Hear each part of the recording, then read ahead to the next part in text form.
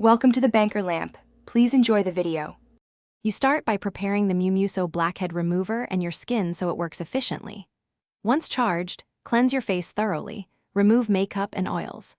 After that, steam or apply a warm towel for 5 to 10 minutes to open pores. This reduces resistance.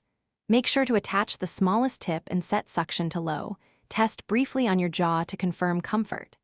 If it feels fine, you're ready to move into targeted extraction with controlled, gentle passes. You now perform the main extraction with deliberate technique to avoid bruising. Once done testing, glide the device across each area in slow, overlapping passes. Never pause in one place, because prolonged suction causes marks. Make short passes of 2 to 3 seconds and lift between strokes. Increase suction gradually only if skin is comfortable and target congested zones like the nose and chin.